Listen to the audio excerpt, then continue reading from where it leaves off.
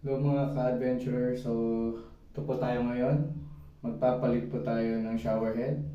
So hindi natin siya kailangan pabakbakin tong mga tiles natin para lang papalitan yung shower head. So sa mga hindi nakakaalam, napakadali lang siya at simple lang. So ilang beses na rin ako napagpalit, so ito tuturo ko po sa inyo. Kailangan nyo lang ng flat screwdriver tsaka Phillips screwdriver. So una-una tanggalin lang yung cover ng shower head. So yan. So tatanggalin lang natin yung cover. Then mapapansin nyo, meron siyang screw na Phillips.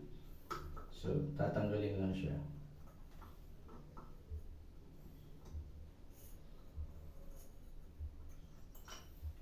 So tanggal na yung handle. Ayan, tapos i-rotate lang to para matanggal. So ayan, tanggal na siya.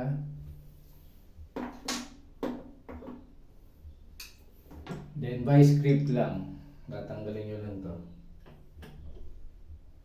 So kung kailangan yung bakbakin, maliit lang yung babakbakin nyo doon sa tiles para pumasok yung ating vice grip.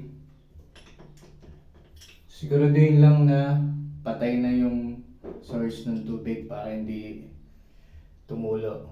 So ito nasira dahil umaalog siya. Naalog umaalog-alog. So yan yung madalas masira sa shower head. So ito lang siya. At madalas kinakalawang kasi. So tingnan nyo guys, ayan o. Ayan o, kinakalawang. Ito nasisira.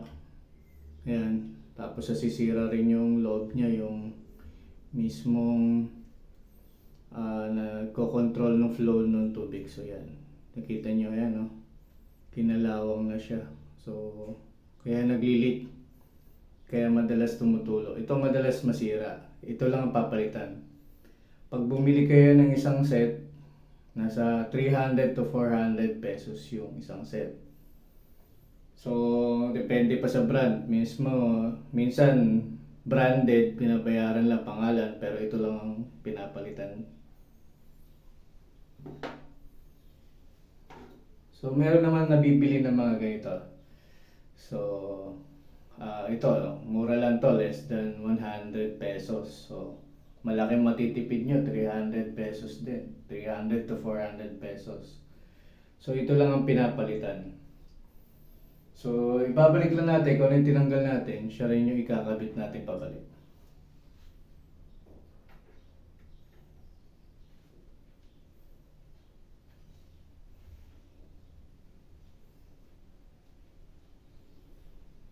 So, vice grip pa rin. Huwag nyo palang kalimutan lagyan ng Teflon tape yung dulo. Ito to.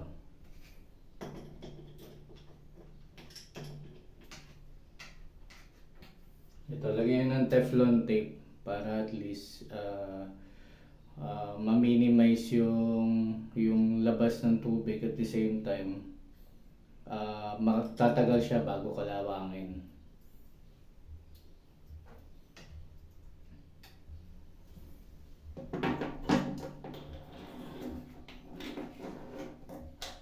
So kabit na natin yung replacement part. So replacement part lang to.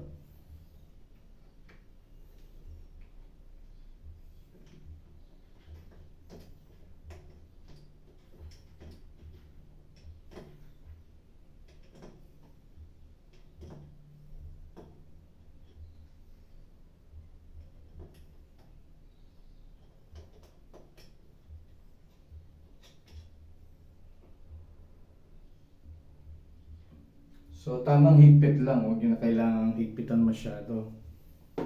At para sa susunod na magpapalit kayo, madali lang siya palitan. So ito siya. Ngayon na natin yung screw.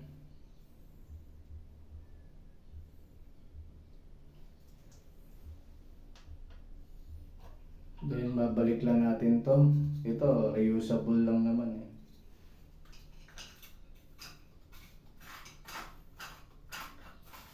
So yung mga replacement part pala, common lang siya. So yun yung hindi alam nung iba, common lang siya. So pare-pareha siya kahit anong brand.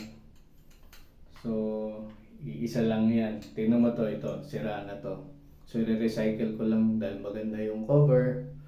So gagamitin ko siya, yung luma. To sira na. So i-recycle lang natin. So pwede natin gamitin ulit. So yan, kakabit na natin siya ngayon.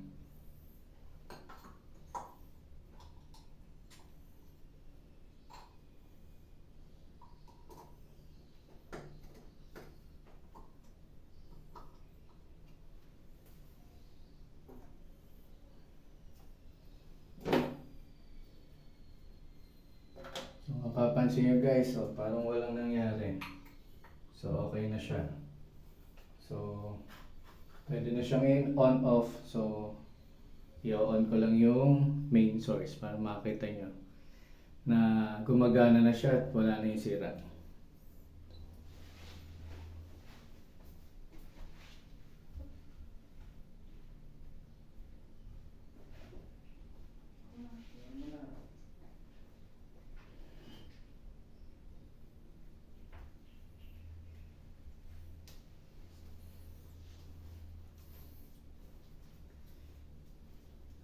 So guys, ito na siya.